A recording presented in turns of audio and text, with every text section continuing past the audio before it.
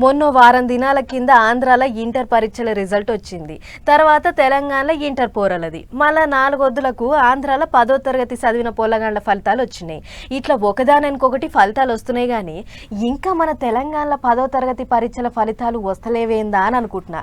ఇవాళ విడుదల చేయనే చేసిర్రు.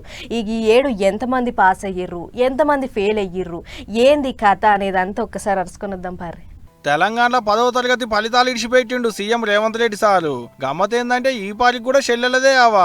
100కి 91 మంది వరకు తమ్ముళ్ళు పాస్ అయితే 94 మంది చెల్లెళ్ళు పాస్ అయ్యారు. మళ్ళా మొత్తానికి 100కి 93 మంది వరకు పాస్ అయ్యారు ఈ పారికి 10వ తరగతిలో. ప్రభుత్వ రెసిడెన్షియల్ బళ్ళల్లో చదువుకునేటి చెల్లెలదే ఆవా. అటెంక BC welfare, tribal welfare, minority schools, model schools, Kasturba హాస్టళ్లలో ఉండేటోళ్ళు. అటెంక BC welfare, tribal welfare, minority schools, model schools, Kasturba హాస్టళ్లలో ఉండేటోళ్ళు. గమ్మత్ ఏందంటే ఫీజులు కట్టి చదివిన ప్రైవేట్ బళ్ళల్లో చదువుకున్న వాళ్ళే ఎక్కువ మంది ఫెయిల్ అయ్యారు. ఇక జిల్లాల లెక్కలు చూస్తే మైబాద్ జిల్లాలో చదువుకున్న వాళ్ళు ఫస్ట్ ప్లేసులు ఉంటే వికారాబాద్ జిల్లాలో చదువుకున్న వాళ్ళు లాస్ట్లు ఉన్నారు. రెండవ చోట్ల సంగారెడ్డి జిల్లా ఉన్నది.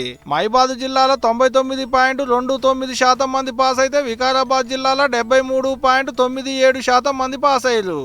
నేను గంత మంచిగా రాసినా సందు లేకుండా కాగితాలు నింపినా ఫస్ట్ క్లాస్ లో పాస్ అవుతాను అనుకుంటే ఫెయిల్ అయింది. నీ అవగి రిజల్ట్ చేయబట్టి ఇంటి తిట్టబట్టే దోస్తుల ముంగట ఇజ్జత్ పోబాయే అని నారాజు కాకురి. మళ్ళా కూడా రాసుకోవచ్చు, అదే సప్లిమెంటరీ పరీక్షలు అన్నట్టు. జూన్ 3వ తారీఖు నుంచి 13వ తారీఖు దాకా నడుస్తాయి.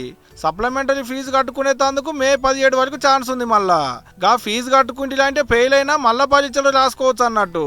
ఎండాకాలం ఇక పని కూడా ఏముండదు కాబట్టి ఇంత గట్టిగా చదివితే అంటే దెబ్బకు బయటపడతారు తీయాలి. కానీ బయట అవుతున్న ఘోరాలు చూసి చెప్పకుంటుండలేక చెప్తున్నా ఓ మాట ఇనులి అమ్మ నాయనలు. మార్కులు తక్కువ వచ్చినాయనో, ఫెయిల్ అయ్యానో, తోటోళ్ళ ముంగట చిన్నతనం అయిందనో చాలా మంది పొల్లగాళ్ళు పానాలు తీసుకుంటున్నారు. వాళ్ళ మీద పడి గింతదానికి గంతదానికి తిట్టకుండా ఏం కాదని ధైర్యం చెప్పి 4 వద్దులు ఓ కంట కనిపెట్టుకోరి. ఏం చెప్తున్నా.